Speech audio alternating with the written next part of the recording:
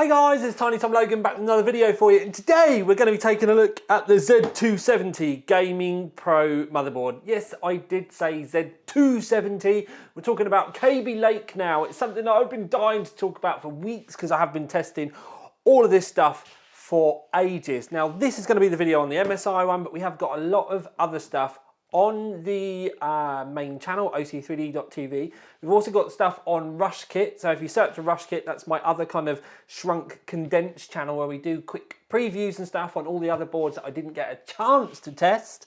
But you can also go and have a look on the main OC3D website where we have all the previews and all the reviews there as well. The good thing about all the reviews being there is the fact that you can look at all the pictures in depth, and you can also skip through and see all of our testing and not just the highlighted ones that we bring up in the videos.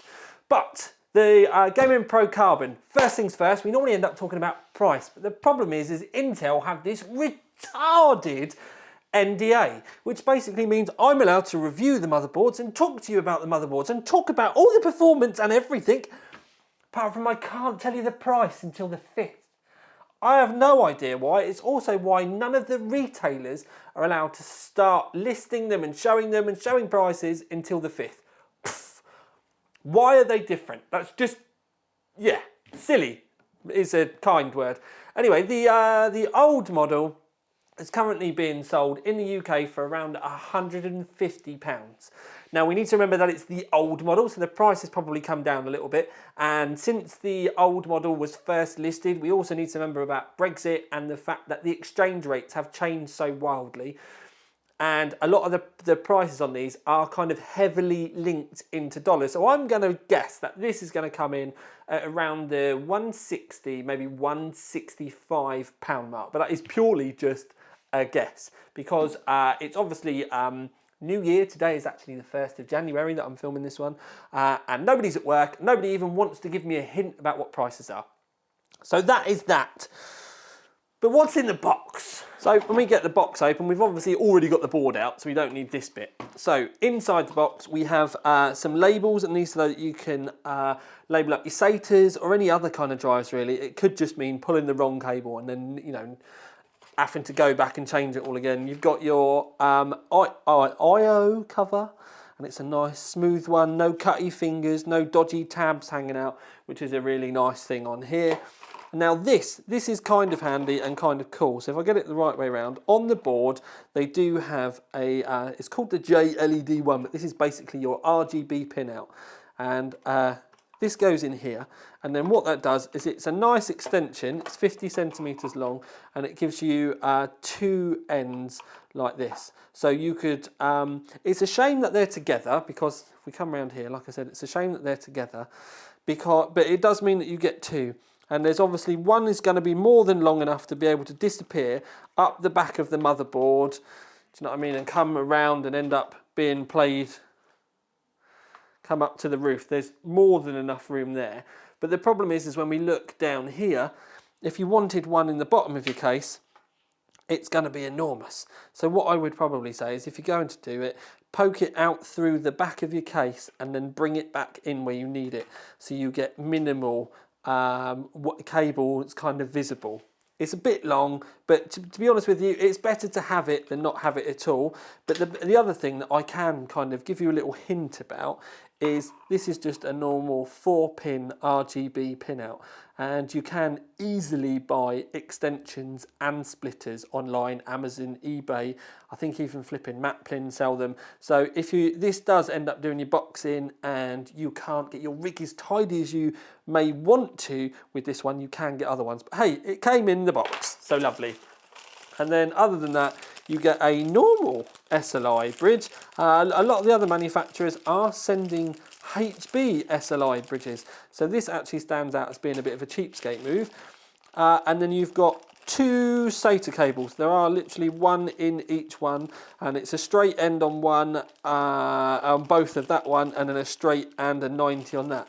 So you only get two SATA cables as well. When we take a look at the actual board itself, it's quite clear to see that, you know, where the name comes in, the carbon. There's carbon design up on here. There's carbon design across the top of the MOSFET heat sinks as well. And it's also carried in onto the top of the 270 chipset heatsink. With the chipset heatsink, this bit does light up all here as well, and this up here does as well, and they change in all different colours, and there's lots of different modes that we'll talk about in a minute, but I'll flash you up some quick images so that you can see the different colours and all of that sort of stuff that we can go through. Now, while we're looking at the board itself, I can bring you up the a quick graphic, and we'll work our way round just so you can see. And this is kind of, it's one of the things that MSI send us, or all the brands send us, when we get a new product come through, and that's just to help us kind of know the difference between the old models and the new models. So I thought I'd share it with you. So we've got Emi Shielding cover, which that is basically the IO shield up the top here. And all they're saying with that is that this model has got this and the old model doesn't.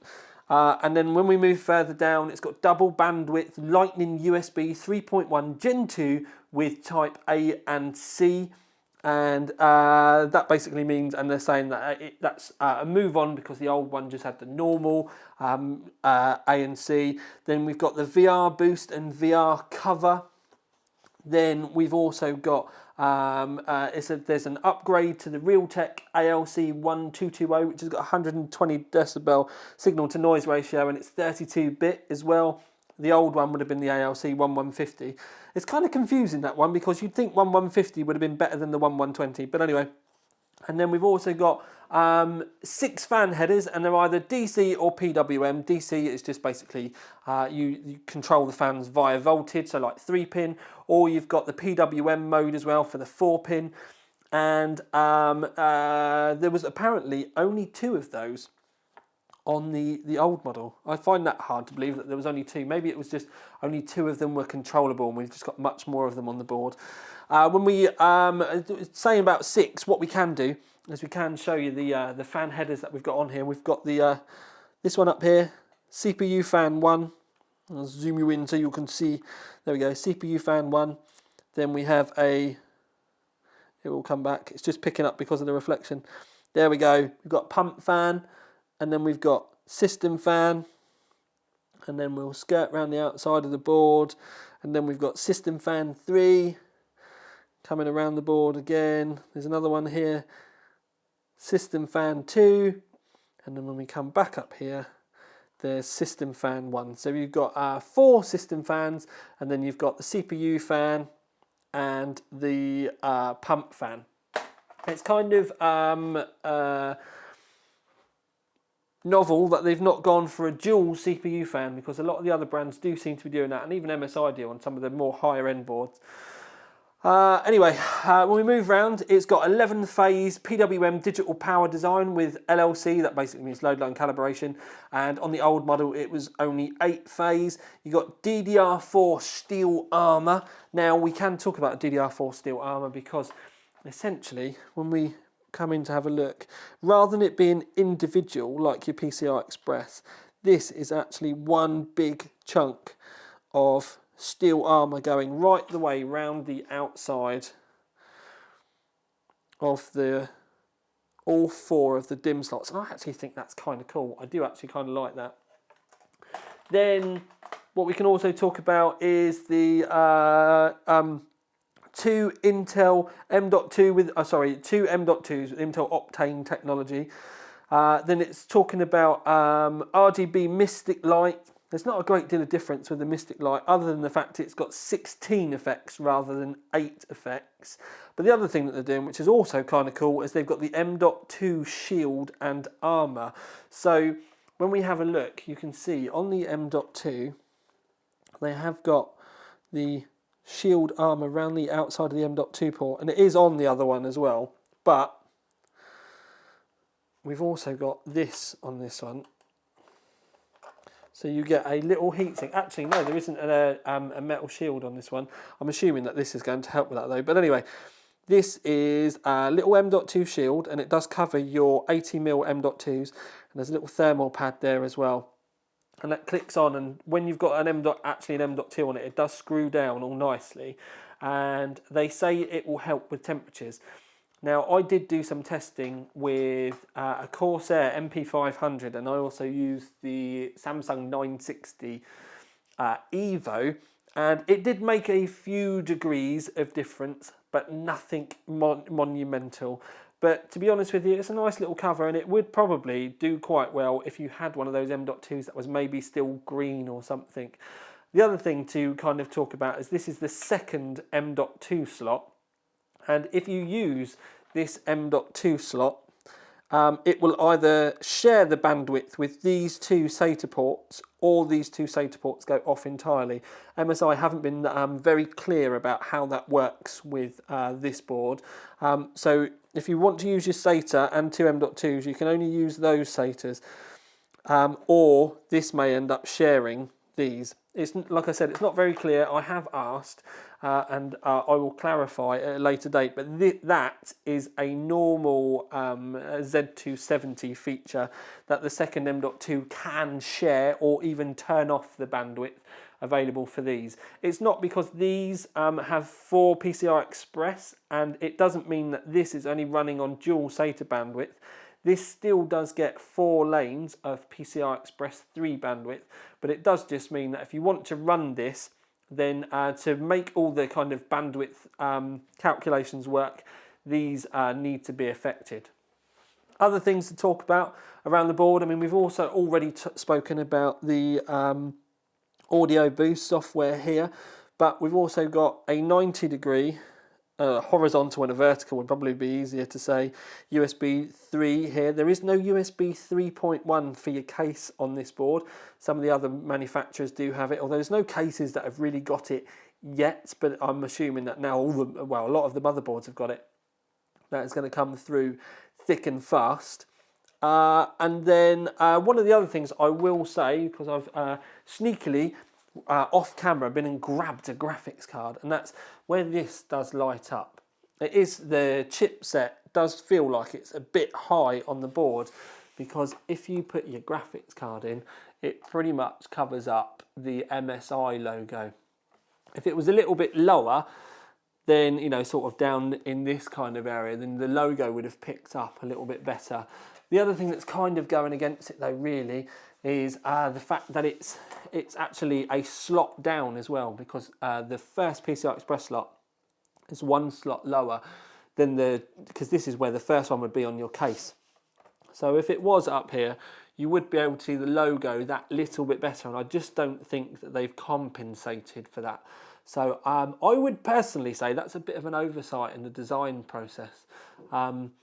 So if I was going to have, you know, put my graphics card there, I think if I was the designer of the board, I'd wanted to have moved the chipset down so that you still got the use of the actual lighting itself. It's just a bit of a shame. It depends how much of a lighting whore or freak that you are.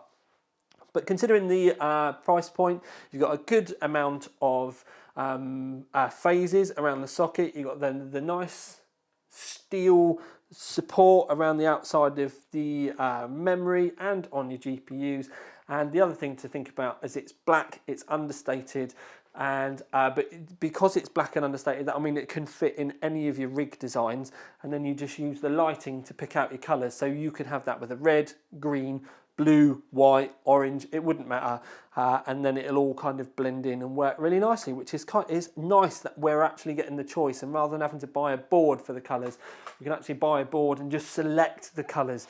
I mean, we used to say for years that we would love to have had heat sinks for, like, for argument's sake, your MOSFETs and stuff like that. We're always saying it, well, why can't we just have coloured click links? Well, now we are kind of getting there now, but rather than clipping stuff onto our heat sinks, we just change the lights a different colour. Okay then, so we're going to move on to some performance numbers, but the first thing that I do need to tell you is that if you are interested in the actual performance that it does push out, and you want to see more results, you can go and have a look on the OC3D website, because we've got loads more benchmarks there that you can go through and compare them with all the other boards as well. Now, the other thing to kind of talk about is we did end up testing it, or we had to test it on pre-release BIOS, because we're doing it for NDA.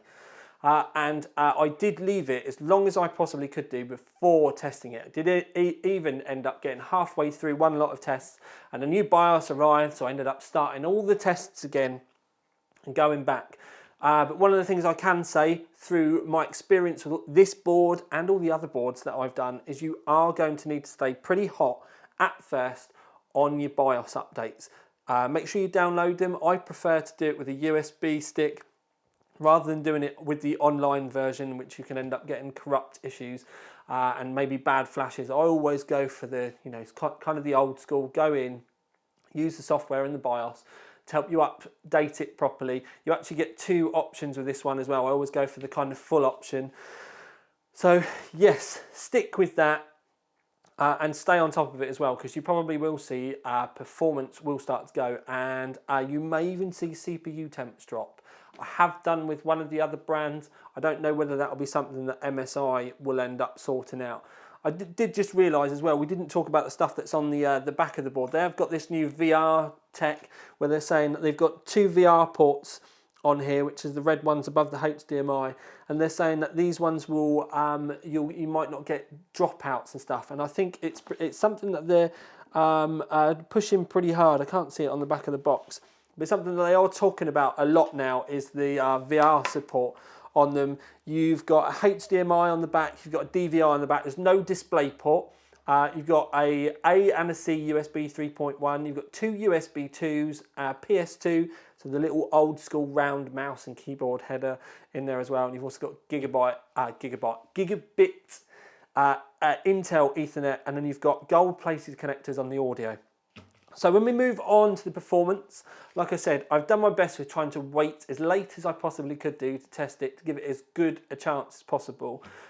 Sadly, very seldom we ever get a chance to come back and retest on newer BIOS, because they do come out so often that we never do anything else but keep going back and retesting motherboards.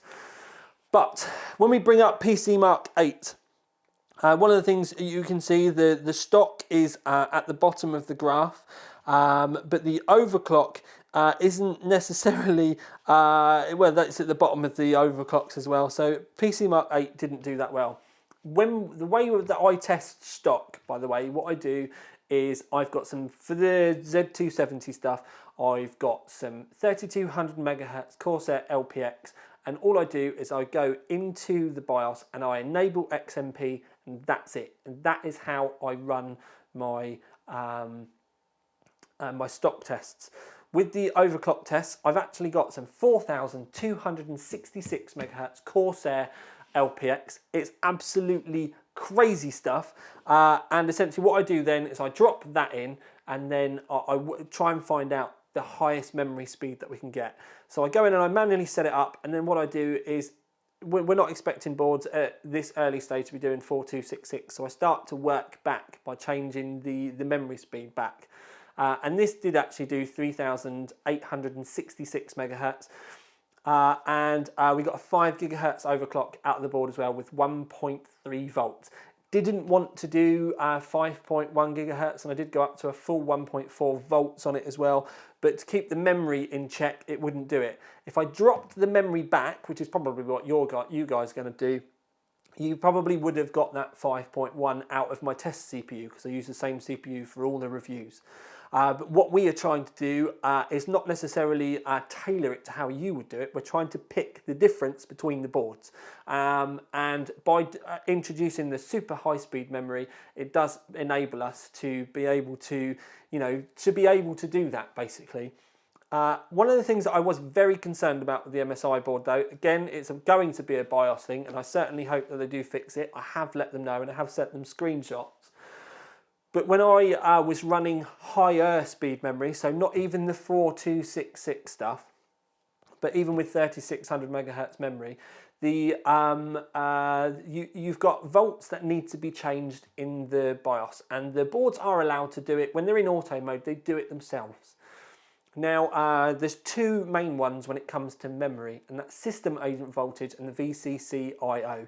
If you're thinking about cache now, the cache with the Z270 stuff is all a part of the CPU volts, but the VCC I/O does help a lot with the memory side of things. The MSI board was putting those 2 volts up above 1.4 volts. It was around 1.3 volts if I was running 3200 megahertz memory, but to put it into context, for 3600 megahertz memory, I could get the board running absolutely stable with both of those volts being at 1.15, maybe even a bit less, because I did end up getting 3866 running at 1.15 as well.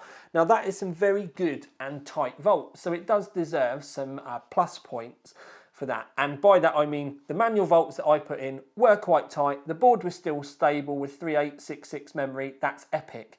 But the fact that it was auto raging those volts so hard is a little bit over the top, because if you were to put the same volts in as a manual setting, the BIOS doesn't just go yellow as a warning, it doesn't go red as danger, it goes purple, insanity, what the chuff do you think you're doing? So for it to be auto kicking those volts up so high was a little bit more than concerning, and that, excuse me, that was why when I noticed that, I actually got straight onto my MSI guy. I sent him screenshots, I let him know, and I told them that they needed to get it brought into check, because with those volts up that high, not only is it dangerous, not only is it likely over a period of time to actually kill your CPU, it will most certainly pick out any not necessarily bad silicon, but when it comes to the silicon lottery, sometimes you can get something that's a little bit weaker than others. And I know from talking to system integrators that they do get issues with CPUs end up being returned, and it does end up turning out to be the motherboard that's the problem. With those settings of quick memory, this would be a CPU killer. If there was a weak bit of silicon, it could end up being that rare thing where it does pop a CPU. So that was why I said to MSI, but one of the things I have to stress is, yes, I'm being a scaremonger about it, but I'm being a scaremonger about it because A, I want you guys to be aware, B, I want MSI to get it sorted, and C, it's better to know these things, change the volts manually because I've told you that you need to, and not risk any possible auto problems.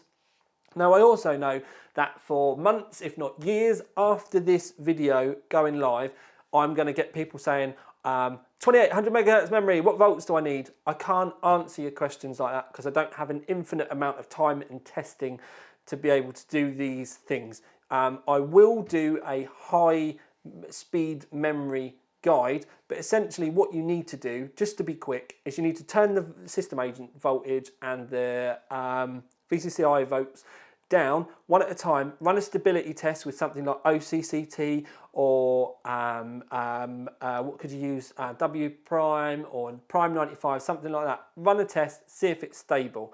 If it is stable, you turn one down again, and you do that until it becomes unstable, and then you go back to the last one. So you've got a stable point. And then you do the other voltage. You do them one at a time, because if you don't do it one at a time, you're not going to know which one isn't stable. So you do it one at a time, and then you bring it back in. It takes a bit of time, yes, but that's the way to do it. I cannot give you a straight, this is what you should put in answer, sadly. But also the other thing to keep in mind is if you don't do it properly, you may be running slightly higher volts than you need.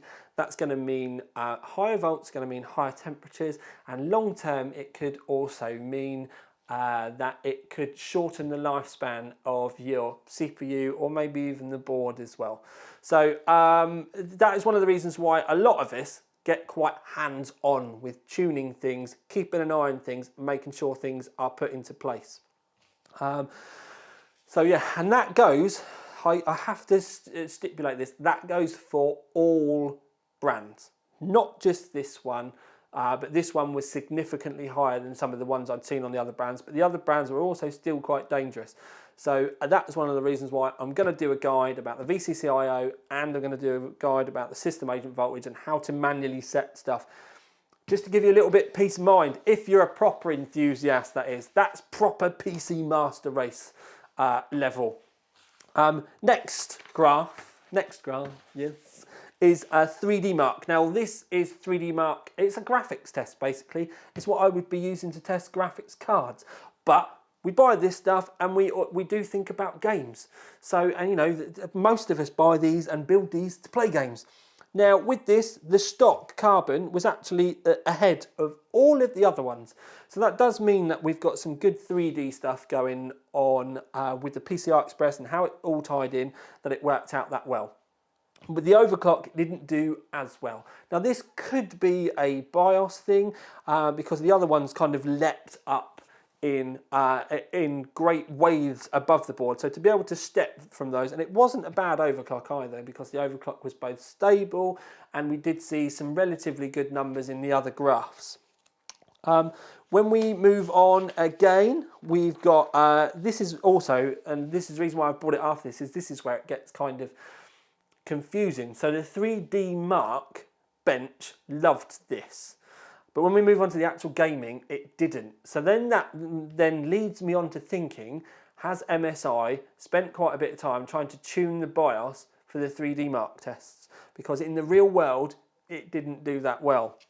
And as you can see, you've got the two results are, you know, at the bottom really. The only one is the stock one, which is the Z270 Prime, and that was actually the basic CPU review that I did on an incredibly early BIOS. That was the first thing I ever tested. So for those two to be there, you know, so close to each other, a couple of gaps between, it's, do you know what I mean? It's not brilliant. So again, that's making me think BIOS. And then when we move on to the X265 benchmark, this one, you know, they're all pretty much the same.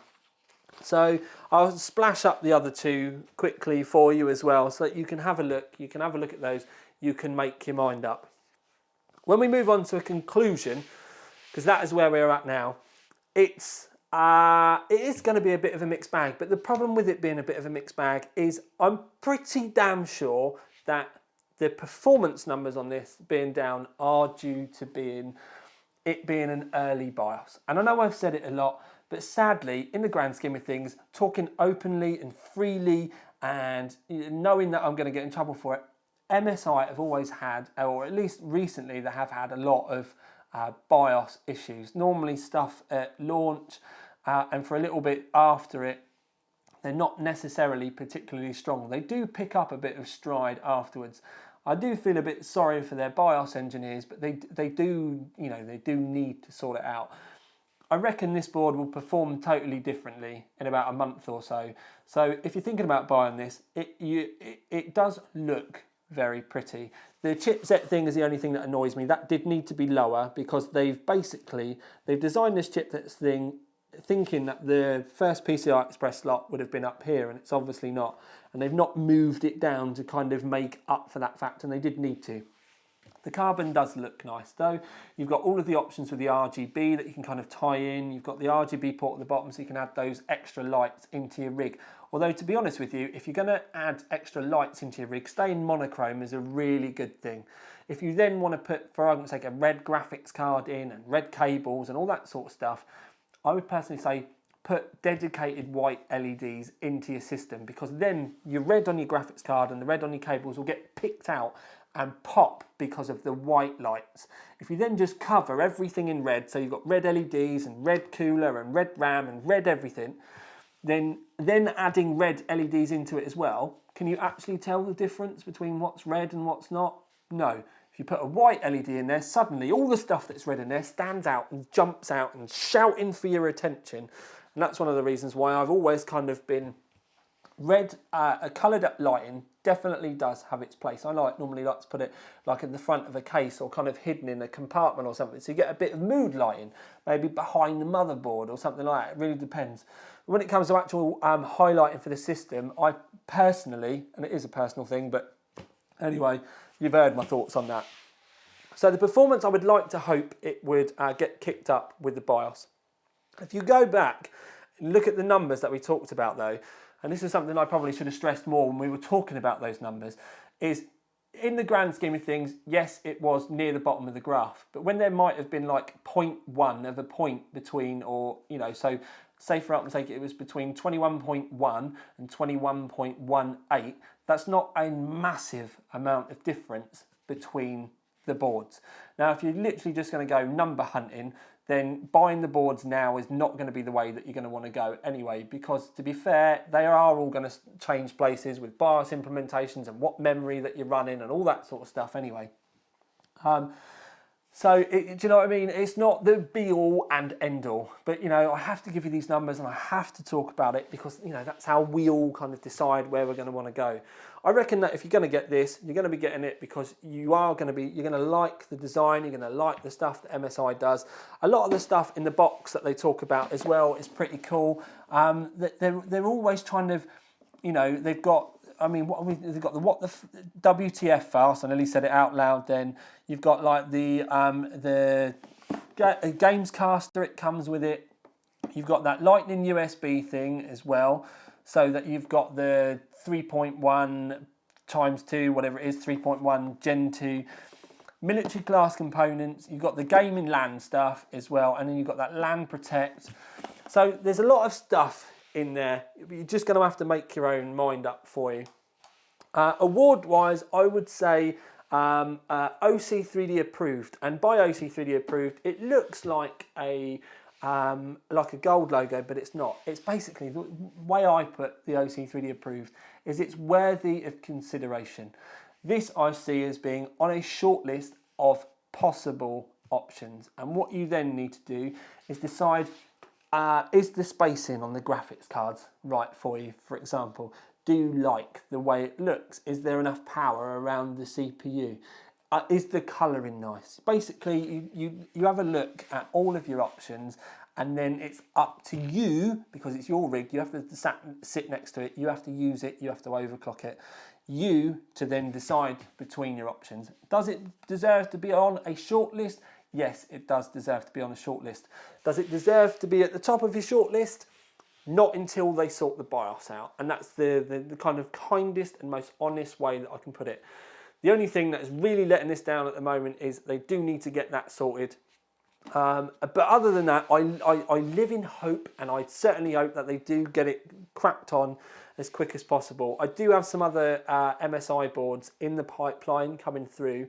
So if you are interested in this one, best thing I can say is have a look at the ones that come through.